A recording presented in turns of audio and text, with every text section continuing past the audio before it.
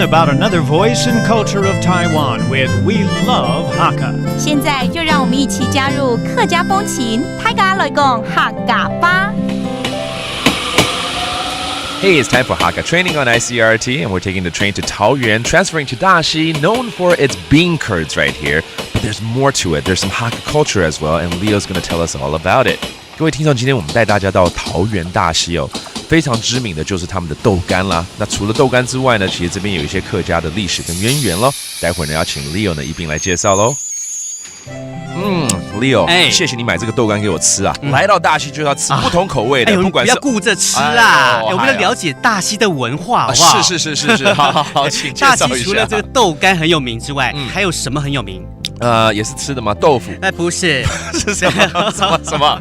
好啦，它就是木作文化。这不能吃了。木头当然不能吃啊，但是木头可以做一些木雕啊。对，那这边应该很多这种跟木作有关的一些建筑物啦，对不对？对啊，所以有一群对木作有兴趣的客家的年轻人，他们后来就回到了这个大溪的故乡来创作，所以就会看到一些年轻风格注入在这个文化里面喽。是啊，是不是？所以有年轻风格，那当然一定有比较传统的嘛。对嘛？传统的呢，我就带你来去百年的永昌宫那边看看。对，庙宇里面都通常会有很多木作品、木雕嘛，所以这边应该更有特色了哈。对啊，另外还有我们的百年的汉饼店。汉饼店，我们传统的大饼、喜饼啊。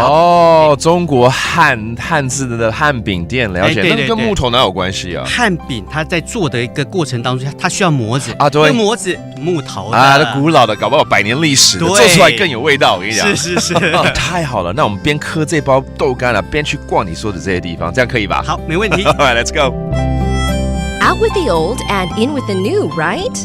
Not in Taoyuan's Daxi district. Here, old and new happily co-inhabit the historic streets, with Baroque buildings sporting Greek and Roman columns alongside Chinese-style fish and bat motifs.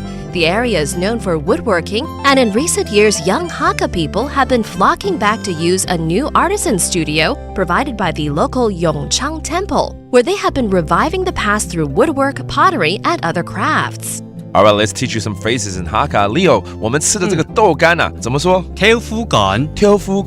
That's the bean curds. Very delicious, by the way, okay? And then we've been talking about wood. 木头怎么说？木头在客家话里头比较少讲木这个字。我们讲苏诶。就树嘛，对不对？苏诶 okay. So in Hakka, 苏诶 means wood. There you have it. That does today's Hakka training on ICRT. 什么大家？按字say 张来了。